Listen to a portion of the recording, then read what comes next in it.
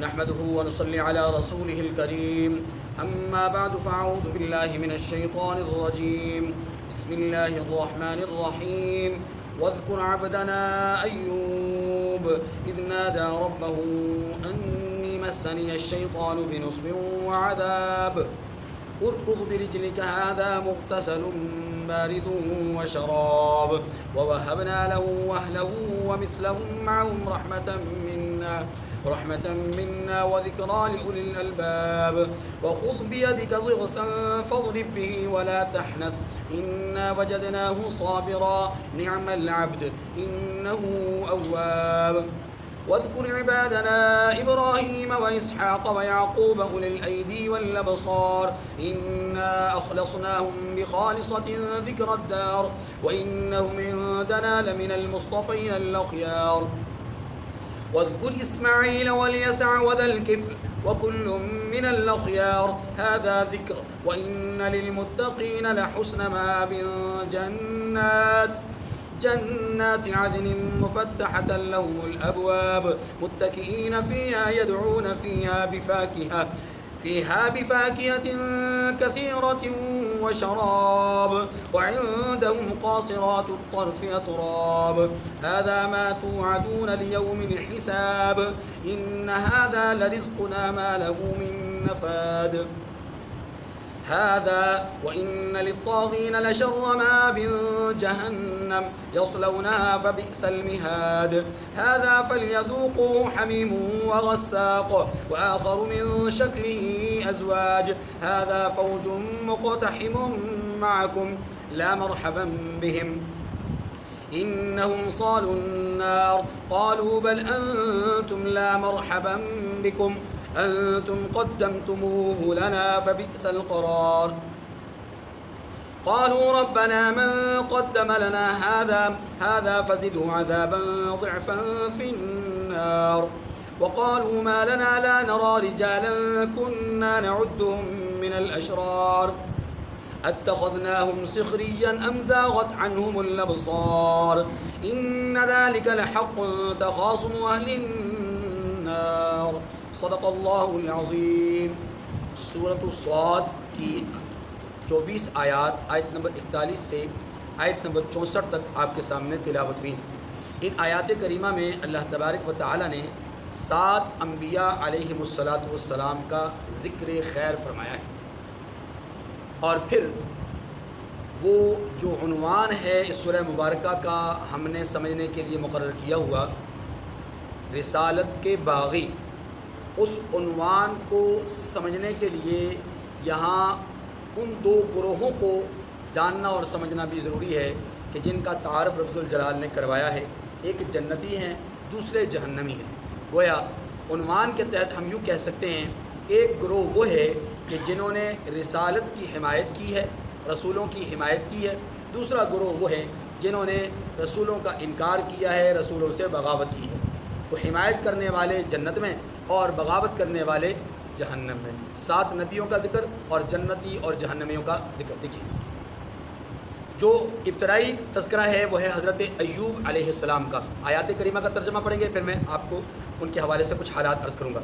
وَاذْكُرْ عَبْدَنَا ایوب، اور ہمارے بندے ایوب کو یاد کیجئے، اذ نادا ربہ، جب انہوں نے اپنے رب کو پکارا، انی مسنی الشیطان بنصب وعذاب، کہ الہ العالمین شیطان نے مجھے ایذا اور تکلیف دے رکھی ہے۔ ارکض برجلک، تو ہم نے اس دعا کے جواب میں کہا کیا؟ ارکض برجلک، آپ اپنا پاؤں ماریے، ھذا مغتسل بارد وشراب، یہ نہانے اور پینے کے لیے ٹھنڈا پانی ہے۔ وَوَهَبْنَا لَهُ أَهْلَهُ وَمِثْلَهُمْ مَعَهُمْ رَحْمَةً مِنَّا، اور ہم نے ان کو ان کا اہل اور ان کے ساتھ ان کے برابر اور بخشے ہیں اپنی طرف سے رحمت، وذکریٰ لأولی الالباب، اور عقل والوں کے لیے یہ نصیحت ہے۔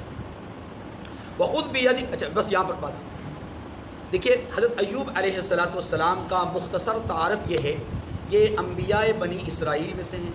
کچھ حضرات کی رائے یہ ہے یہ حضرت یوسف علیہ السلام کے بیٹے ہیں، زلیخا کے بطن سے پیدا ہوئے۔ اب یہ بات اللہ ہی کے علم میں ہے کہ آیا یہ بات درست ہے یا نہیں ہے، لیکن انبیاء بنی اسرائیل میں سے ہونا 100% یقینی ہے۔ دوسری بات، ان کی اہلیہ کا نام رحمت تھا اور وہ حضرت لوط علیہ السلام کی بیٹی تھی، یہ بات بھی بالکل درست ہے۔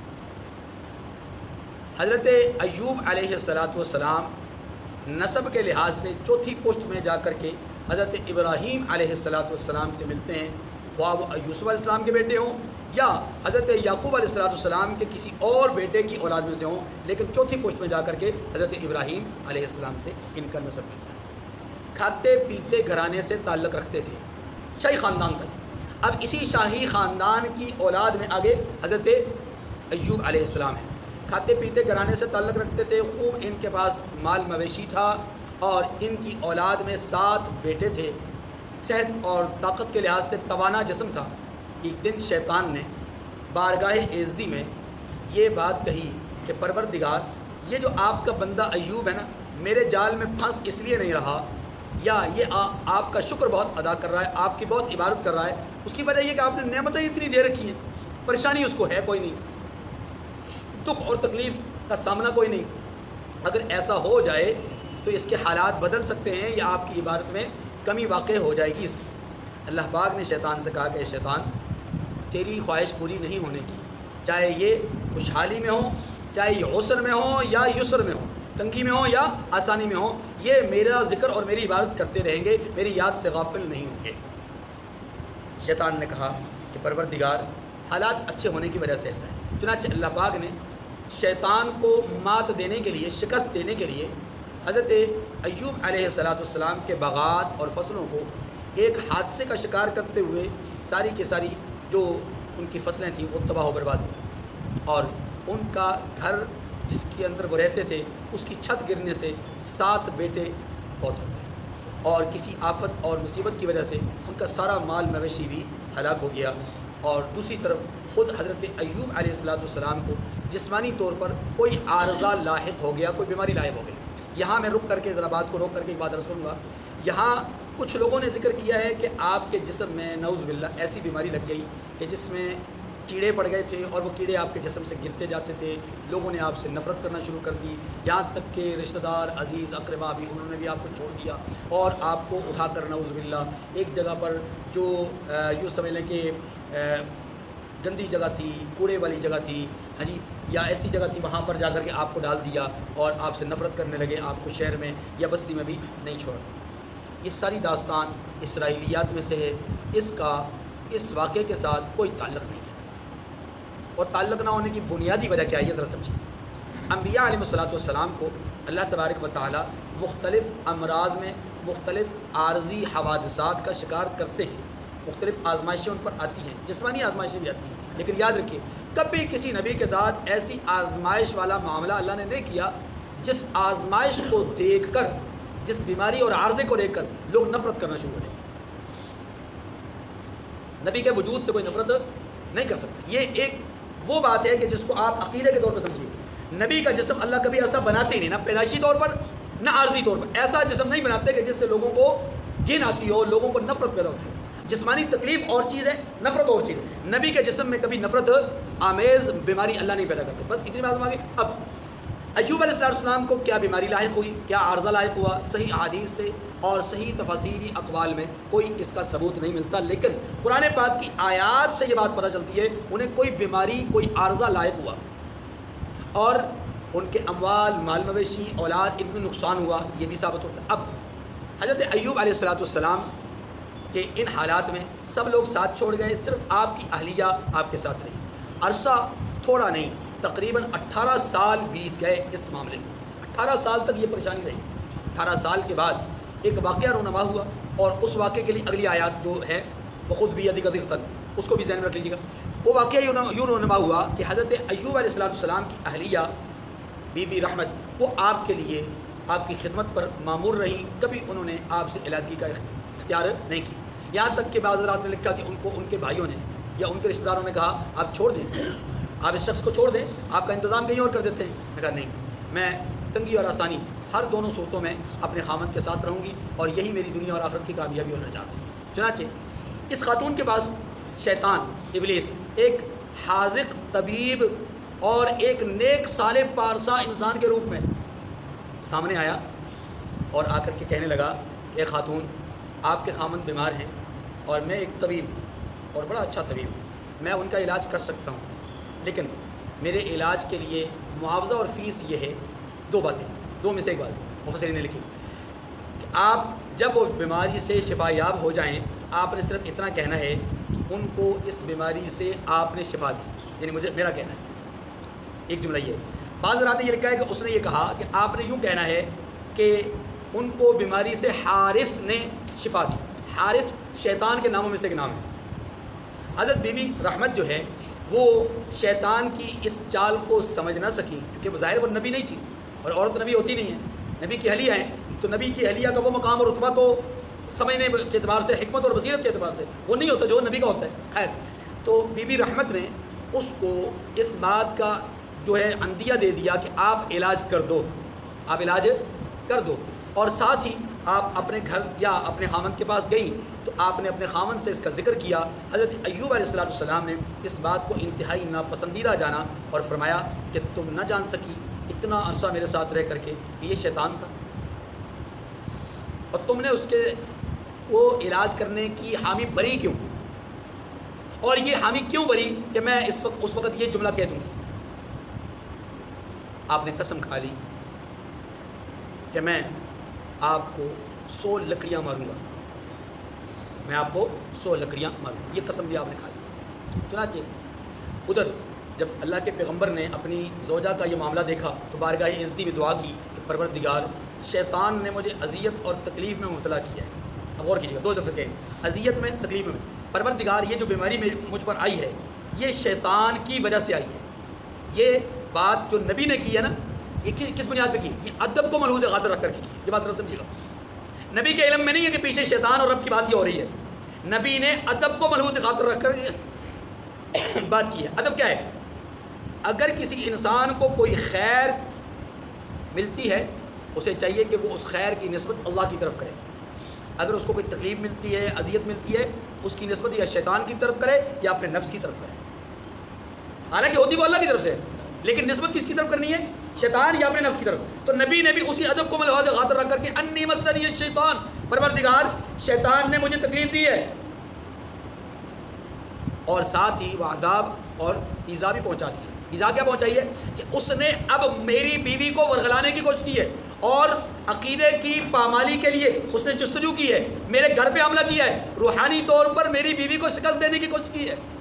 اس آزمائش اور امتحان میں جو اس میں میں مبتلا ہوں اس میں میری بیوی کو ہتھیانے کی کوشش کی ہے، پروردگار اب مجھ پر کرم فرما دے۔ حالانکہ بڑے صبر والے نبی تھے، 18 سال صبر والے نبی تھے، لیکن یہاں روحانی معاملات میں آ کر کے بےتاب ہو کر کے رب ذوالجلال کے بارگاہ میں کیا کرتے ہیں؟ پروردگار شیطان نے مجھے تکلیف اور اذیت میں مبتلا کر دی، بس اتنی بات کرتے ہیں۔ اگلا جو جملہ ہے میں نے آپ کو وہ حالات کے موافقت سے بتایا کہ پروردگار تو کرم فرما دے، ورنہ ان کی دعا میں شامل نہیں ہے۔ یعنی صبر کا یہ عالم ہے کہ اب بھی وہ یہ نہیں کہہ رہے کہ یا اللہ اس مصیبت سے ڈال دے، بلکہ شیطان کی طرف سے ہونے والی اذیت و تکلیف سے گویا کہ وہ ایک تنگی کا اظہار کر رہے ہیں کہ پروردگار اس معاملے میں تنگ ہوں، آپ کی طرف سے آزمائش میں کوئی پریشانی نہیں ہے۔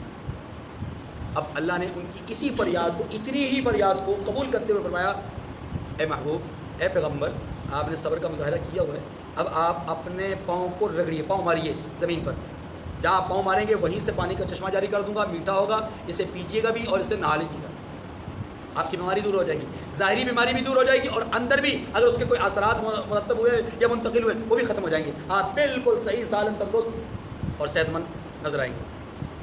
چنانچہ بعض مفسرین نے لکھا ہے کہ آپ کی اہلیہ آپ کے غذا کے لیے کچھ دور گئی ہوئی تھی، آپ کے کھانے پینے کے انتظام کے لیے، واپس آ کر کے کیا دیکھتی ہیں کہ اسی جگہ پر ایک حسین و جمیل جوان کھڑا ہے۔ آپ نے تھوڑا سا اپنی نگاہ کو جھکاتے ہوئے، اجنبی آدمی ہے، کون ہے، تو فوری طور پر آپ نے نگاہ کو جھکاتے ہوئے فرمایا کہ یہاں میرے خامند ایوب تھے بیماری کی حالت میں، آپ نے دیکھے نہیں وہ کہاں چلے گئے؟ تو حضرت ایوب نے فرمایا کہ وہ میں ہی تو ہوں۔ پھر آپ نے ان کو دیکھا، اللہ اکبر، پھر پہچانا، فرمایا کہ یہ کیا ہوا؟ کہا میرے رب نے مجھ پر کرم کر دیا۔ ادھر پروردگار نے آپ کو آپ کے اموال کی واپسی کا فیصلہ بھی فرمایا، اور یوں آپ کو آپ کا مال پہلے سے زیادہ مل گیا۔ اولاد کے حوالے سے 2 اقوال ہیں، ایک قول یہ ہے کہ آپ کی اولاد آپ کو بیماری کی حالت میں چھوڑ کر کے چلی گئی تھی، لیکن جب صحت مند ہوئے تو واپس آ گئی، اور اللہ نے جو اولاد آئی تھی وہ تو پہلے والی تھی، مزید بھی اتنے ہی بیٹے اللہ نے مزید ان کو بطور اولاد نصیب فرما دیے، یعنی ان کے باقی بیٹے پیدا ہوئے۔ ایک قول یہ، دوسرا قول یہ ہے کہ آپ کی اولاد جو ایک حادثے میں شکار ہو کر کے فوت ہو گئی تھی، اللہ تبارک و تعالیٰ نے انہی بچوں کو دوبارہ زندہ کیا اور بھی اتنے بچے عطا کیے۔ یہ دونوں قول ہیں، بہرحال پہلا قول زیادہ معقول لگتا ہے۔ اب آیات کریمہ کو دیکھیے۔ حضرت ایوب علیہ السلام کے متعلق اللہ فرماتے ہیں انہیں یاد کیجئے جب انہوں نے کہا کہ پروردگار مجھے شیطان نے اذیت اور تکلیف دے رکھی ہے، ہم نے کہا کہ آپ زمین پر لات ماریے، یہ چشمہ نکل آئے گا، اور یہ نہانے کے لیے ٹھنڈا اور پینے کے لیے، نہانے کے لیے بھی ہے، ٹھنڈا بھی ہے، گرمی کا موسم تھا، اور پینے کے لیے یہ شیریں بھی ہے، میٹھا بھی ہے۔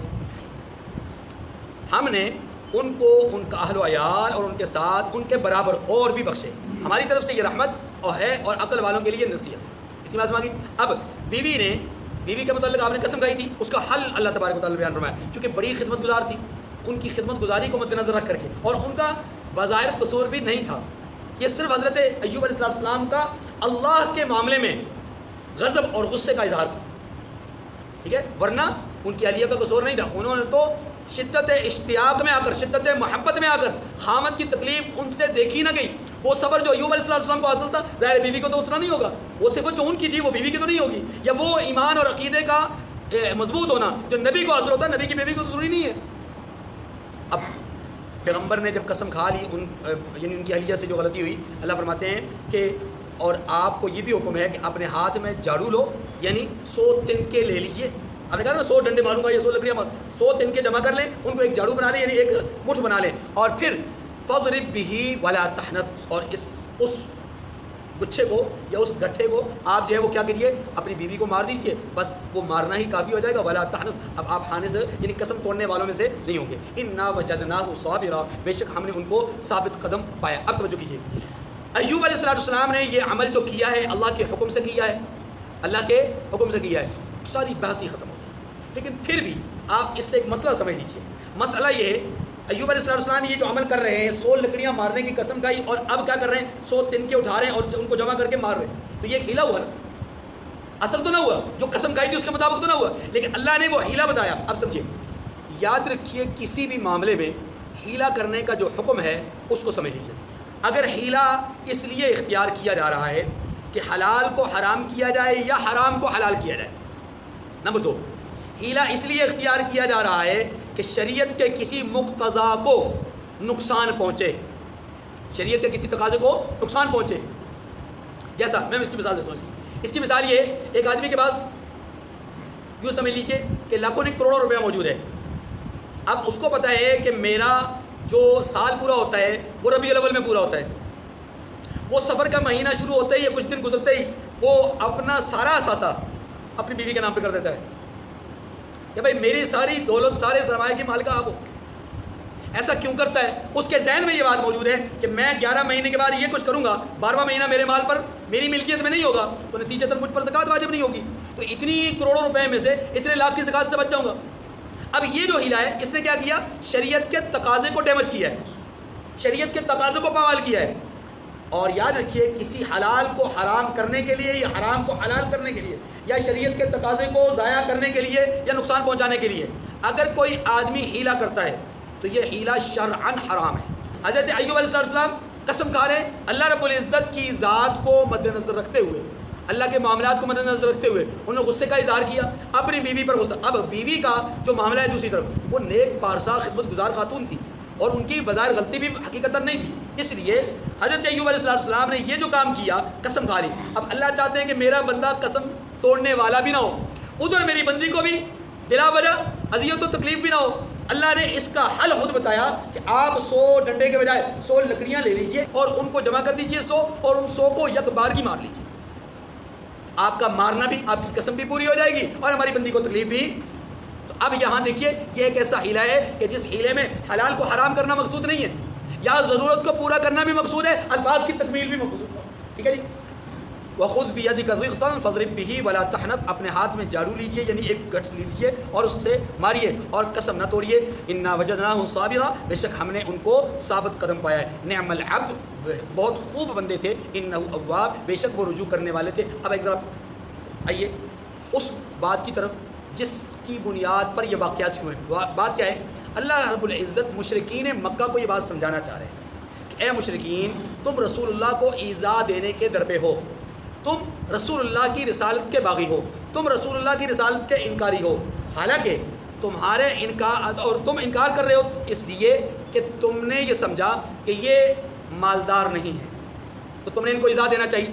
تو ہم نے تمہیں بتایا جیسے حضرت داؤد بنیادی طور پر مالدار نہیں تھے، ہم نے ان کو مالدار کر دیا، بادشاہ بنا دیا. یہ بھی بنیادی طور پر آپ کو مالدار نظر نہیں آ رہے، لیکن ان قریب ہم ان کو مالدار کر دیں گے، انہیں اذیت نہ دو.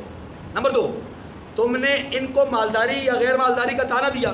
سنو، ہم نے اپنے بندے سلیمان کا قصہ تمہیں سنا دیا. ان کی تو حالت یہ تھی کہ وہ اپنے والد کی وراثت میں بادشاہ تھے، وراثتاً بادشاہ تھے. انہوں نے بھی وہی پیغام پہنچایا جو محمد کریم پہنچا رہے ہیں، لیکن ان کے بھی اس وقت کچھ لوگ مخالف تھے تمہاری طرح. تو رسالت کے باغی تب بھی تھے، تم بھی ہو.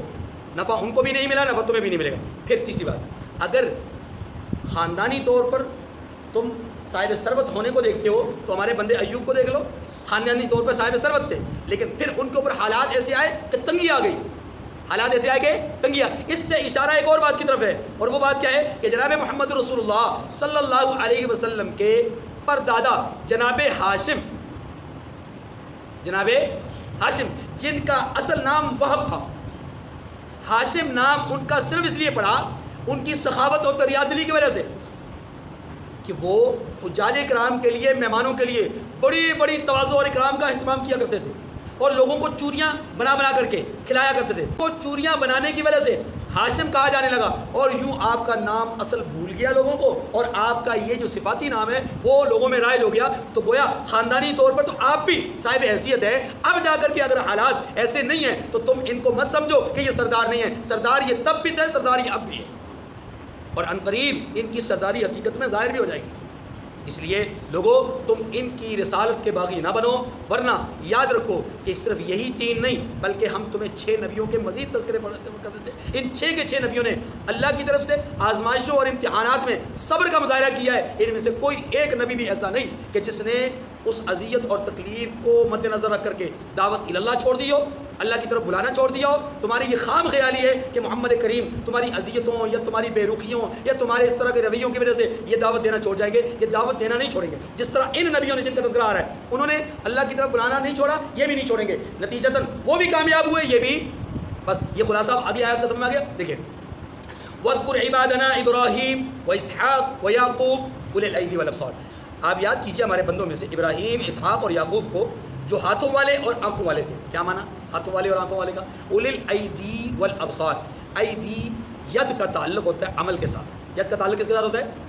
اور بصر، ابصار بصر کی جمع ہے، اس کا تعلق ہے دیکھنے کے ساتھ. اور دیکھنے سے کیا چیز حاصل ہوتی ہے؟ علم. تو گویا اللہ رب العزت یہ بتا رہے ہیں کہ یہ تینوں نبی علم والے بھی تھے، عمل والے بھی تھے. اولی الایدی والابصار، یہ عمل والے بھی تھے اور علم، یعنی عملاً بھی انہوں نے اللہ کی ربوبیت کو ترک نہیں کیا اور علماً بھی انہوں نے اللہ کی ربوبیت کی دعوت دی. انا خلصناہم بخالصۃ ذکر الدار. یہ پہلے والی بات سمجھ آ گئی تھی. فرمایا ہم نے ان کو ایک خاص گھر کی یاد سے ممتاز کیا تھا. خاص گھر سے کی یاد سے مراد کیا ہے؟ آخرت، دار آخرت. آگے وَإِنَّهُمْ عِنْدَنَا لَمِنَ الْمُصْطَفَيْنَ الْأَخْيَارِ. دوسری دلیل ان کی نبوت اور رسالت کی. پہلی دلیل یہ ہے کہ ہم نے انہیں آخرت کی یاد سے ممتاز کیا تھا. معنی یہ ہے کہ ان کو خاص طور پر یاد الہی سے ان کو جو ہے وہ مالا مال کیا ہوا تھا. دوسری بات وَإِنَّهُمْ عِنْدَنَا لَمِنَ الْمُصْطَفَيْنَ الْأَخْيَارِ، اور وہ ہمارے نزدیک منتخب اور نیک لوگوں میں سے تھے. وَاذْكُرْ إِسْمَاعِيلَ وَالْيَسَعَ وَذَا الْكِفْلِ. 3 اور نبیوں کا ذکر فرمایا، اور اسماعیل اور الیسع اور ذو الکفل کو یاد کرو. حضرت اسماعیل علیہ السلام کا تذکرہ، حضرت ابراہیم کا، حضرت اسحاق اور حضرت یعقوب علیہ السلام کا تذکرہ پہلے کئی بار آ چکا. حضرت یسع اور حضرت ذو الکفل علیہ السلام، ان دونوں انبیاء علیہ السلام کے حوالے سے قرآن اور حدیث میں بہت زیادہ کوئی تذکرہ نہیں ملتا. البتہ حضرت یسع علیہ السلام کے بارے میں آتا ہے کہ حضرت الیاس علیہ السلام کے بیٹے تھے اور ان کے جانشین تھے، ان کے وارث تھے. ٹھیک ہے، اور انہوں نے بھی بڑی اذیتیں، بڑی تکلیفیں برداشت کی ہیں. بال بک والے جو لوگ تھے بالابک بستی والے جو لوگ الیاس علیہ السلام جن کی طرف مبعوث ہوئے تھے، ان لوگوں نے، ان کی باقیات نے ان کو بڑی اذیت اور تکلیفیں دیں. اسی طریقے سے حضرت ذوالکفل علیہ السلام، اس نبی کے بارے میں ذوالکفل ان کا نام بتایا جاتا ہے. یہ ان کی یوں سمجھ لیں کہ ایک صفت ہے، اس کی وجہ سے یہ نام ہے، ورنہ ان کا یہ اصل نام نہیں ہے. ذوالکفل ان کو کیوں کہا جاتا ہے؟ دو وجہ بیان کی گئی. ایک وجہ یہ بیان کی گئی ہے کہ ایک آدمی تھا، وہ کسی کا مقروض تھا، قرض کی ادائیگی کے لیے وہ پریشان حال تھا، اور قرض خواہ جو تھا جس نے قرض دے رکھا تھا اس نے اس کو بہت زیادہ پیچھا کیا، یہاں تک کہ جناب ذوالکفل نے اپنی گارنٹی دے دی کہ میں ضمانت دیتا ہوں اس آدمی کی طرف سے کہ فلاں دن تک یہ قرض ادا کر دیں گے، نہیں تو پھر ان کی طرف سے میں اس قرض کی ادائیگی کا اہتمام کروں گا. چنانچہ مقررہ تاریخ تک وہ شخص قرض ادا نہیں کر سکا. ایک خطیر رقم تھی، اور خطیر رقم کا ادا کرنا ایک کنگال آدمی کے لیے، کلاش آدمی کے لیے مشکل ہوتا ہے. ان کے لیے بھی مشکل ہوا. حضرت ذوالکفل نے اپنی طرف سے وہ قرض ادا کر دیا، اور وہ آدمی ان کو ادا نہ کر سکا. اس وجہ سے ان کو ذوالکفل یعنی کفالت کرنے والا، کفالت. دوسری وجہ ایک اور بیان کی گئی، فرمایا ان کے زمانے میں منصب نبوت پر سرفراز ہونے سے پہلے، کیونکہ بنی اسرائیل کے نبی ہیں تو منصب نبوت پر سرفراز ہونے سے پہلے یا فائز ہونے سے پہلے ان کو اللہ تبارک و تعالیٰ نے یہ صفت عطا فرمائی کہ اس وقت 100 نبیوں کو انہوں نے پناہ دے رکھی تھی. ایسے نبی جن کو بنی اسرائیل مارنا چاہ رہے تھے، ان 100 نبیوں کو انہوں نے پناہ دی. اس پناہ دینے کی وجہ سے ان کو ذوالکفل کہا جانے لگا. ٹھیک ہے جی. اگر وکل من الاخیار، فرمایا کہ وہ سب لوگ نیک تھے، یعنی نیک لوگوں میں سے تھے. یہ سارا تذکرہ کرنے کے بعد اب اللہ فرماتے ہیں ھذا ذکر، یہ نصیحت ہے، یہ نصیحت ہے. ہم نے 9 نبیوں کا ذکر کیا، حضرت داؤد، حضرت سلیمان، حضرت ایوب، حضرت ابراہیم، حضرت اسحاق، حضرت یعقوب، حضرت اسماعیل، حضرت یسع اور حضرت ذوالکفل. ان 9 نبیوں کا ہم نے ذکر کیا ہے، ان کے مسائل، ان کی مشکلات، ان کی آزمائشیں، اور اس کے نتیجے میں ان کا صبر اور دعوت توحید میں بڑھ چڑھ کر کے جو ہے وہ حصہ لینا، یہ سارا ہم نے ذکر کیا. کیوں؟ ھذا ذکر، یہ ایک نصیحت ہے. ایک نصیحت ہے کس کے لیے؟ ان کے لیے جو حضور کو ستانا چاہ رہے ہیں، ان کے لیے جو باغیان رسالت ہیں، ان کے لیے جو رسول اللہ کو ستانا چاہتے ہیں، ان کے لیے بھی نصیحت ہے. اور ان کے لیے بھی نصیحت ہے جو رسالت کے حامی ہیں، جو رسالت کو ماننے والے ہیں، جو رسالت کے تابع دار ہیں، کہ تمہیں اگر کوئی اذیت پہنچے، تکلیف پہنچے، پریشان نہ ہونا. ہمارے اولو العزم نبیوں کو بھی تکلیفیں پہنچی ہیں، لیکن وہ رائے حق سے برگشتہ نہیں ہوئے، تو تم بھی نہ ہونا. بس ھذا ذکر وَإِنَّ لِلْمُتَّقِينَ لَحُسْنَ مآب. ساتھ ہی کہہ دیا کہ پرہیزگاروں کے لیے تو عمدہ مقام ہے. کیسا مقام؟ جنات عدن مفتحۃ لهم الابواب، ہمیشہ رہنے کے باغ ہیں جس کے دروازے ان کے لیے کھلے ہوں گے، یعنی کوئی روک ٹوک نہیں ہے، دروازے کھلے ہوں گے. متقین فیہا یدعون فیہا بفاکہۃ کثیرۃ وشراب، ان میں تکیے لگائے بیٹھے ہوں گے اور کھانے پینے کے لیے بہت سارے میوے اور پینے کی بہت ساری چیزیں وہ منگواتے رہیں گے، یہ شراب منگواتے رہیں گے. وعندہم قاصرات الطرف اتراب، اور ان کے پاس نیچی نگاہ رکھنے والی یعنی با حیا عورتیں ہوں گی. ھذا ما توعدون لیوم الحساب، یہ وہ چیزیں ہیں جن کا حساب کے دن کے لیے تم سے وعدہ کیا جاتا ہے. ان ھذا لرزقنا ما له من نفاد، یہ ہمارا رزق ہے جو کبھی ختم نہیں ہوگا. بار بار اس کی تفصیل آگے، اس لیے یہاں مزید تفصیل کی ضرورت نہیں. اب یہ بات کرنے کے بعد فرمایا ھذا، یہ جو ہم نے گفتگو کی ہے نا، انبیاء کا ذکر کیا ہے، یہ جو ماننے والوں کی تعریف کی ہے، اس کا سمت مخالف دوسرا پہلو، سکے کا دوسرا رخ بھی دیکھ لو کہ یہ رخ تو وہ ہے جو ماننے والوں کا ہے، ھذا یہ رخ ماننے والوں کا ہے، لیکن ایک وہ رخ بھی ہے کہ جو نہیں ماننے والوں کا. وہ کیا ہے؟ وَإِنَّ لِلطَّاغِينَ لَشَرَّ مآب. فرمایا پہلے والی باتیں ان نعمتیں ہیں اس کے لیے، ماننے والوں کے لیے، اور سرکشوں کے لیے برا ٹھکانہ ہے. کون سا ٹھکانہ؟ جہنم. ان کے لیے اوپر کیا فرمایا؟ جنات. ان کے لیے فرمایا جہنم یصلونھا، جس میں وہ داخل ہوں گے، فبئس المہاد، اور وہ پوری آرام گاہ ہے. ھذا، یہ جو جہنم ہے نا، یہ اب یہ ھذا کا اشارہ جہنم کی طرف. ھذا فلیذوقوا حمیم وغساق، یہ کھولتا ہوا گرم پانی اور پیپ ہے، اب اس کے مزے یہ چکھیں گے. وآخر من شکلہ ازواج، اور اسی طرح کی اور بہت سارے عذاب ہیں اس شکل کے، اس سمت کے، اس طرح کے. سانپ ہیں، بچھو ہیں، وہاں پر پیپ ہے، کھولتا پانی ہے. ہاں جی، وہ جو ہے وہ درخت ہے جس درخت کو تھور کا درخت کہا جاتا ہے، نہ بندہ کھا سکے، نہ بندہ نگل سکے، نہ بندہ اگل سکے، کچھ بھی. ھذا فوج مقتحم معکم، پھر فرمایا کہ یہ ایک فوج ہے جو تمہارے ساتھ داخل ہوگی. لا مرحبا بہم، ان کو خوشی نہ ہو. یہ اللہ تبارک و تعالیٰ نے کوئی بددعائیہ لفظ استعمال کیا ہے، یہ بددعا ہے. مرحبا مرحبا بکم، تمہارے لیے خوش آمدید، خوش آمدید، اہلا و سہلا مرحبا، یہ دعائیہ لفظ. اور جب کہا جائے لا مرحبا بکم، آگے آ رہا پھر لا مرحبا بہم، ان کے لیے کوئی خوشی نہیں، تمہارے لیے کوئی خوشی نہیں، سمجھ لیجیے یہ دعائیہ لفظ ہے. یہ کیا ہے؟ انہم صالوا النار، فرمایا یہ دوزخ میں جانے والے ہیں. قالوا بل انتم لا مرحبا بکم، کہیں گے بلکہ تم ہی کو خوشی نہ ہو. کہ یہ اہل جہنم جب جہنم کی طرف دھکیلے جائیں گے ان کے دو گروہ ہوں گے، ایک وہ گروہ جن کے کہنے پر لوگ گمراہ ہوئے، اور ایک وہ جو گمراہ ہونے والے ہیں۔ تو جو گمراہ ہوئے ان کو گمراہ کرنے والے کہیں گے لا مرحبا بکم، اب کوئی خوشی نہیں ہے، اب جہنم ہی جہنم ہے۔ تو یہ جواباً کہیں گے لا مرحبا بکم، خوشی تمہارے لیے نہیں، تمہارے کہنے کی وجہ سے ہم ہلاک ہوئے، تمہارے کہنے کی وجہ سے ہم برباد ہوئے۔ اللہ کے قرآن میں بار بار ارشاد فرماتے ہیں کہ معاملہ دونوں کے لیے برابر، لکل ضعف ولکن لا تعلمون، تمہارے لیے دونوں کے لیے کیا ہے؟ دوہرا عذاب ہے، تمہارے لیے عذاب ہی عذاب ہے، لیکن تم جانتے نہیں ہو۔ قالوا ربنا من قدم لنا هذا فزده عذابا ضعفا في النار، یہاں پر بھی وہ اپنے گمراہ کرنے والوں کے متعلق فریاد کریں گے، کہیں گے کہ اے پروردگار جو اس کو ہمارے سامنے لایا ہے اس کو دوزخ میں دوہرا عذاب دے۔ یعنی مطلب یہ ہے کہ یہ جو ہمیں یہاں تک لے کر آیا نا، یہاں تک پہنچانے کا سبب بنے، اللہ ان کو دوہرا عذاب دے۔ وقالوا ما لنا لا نرى رجالا كنا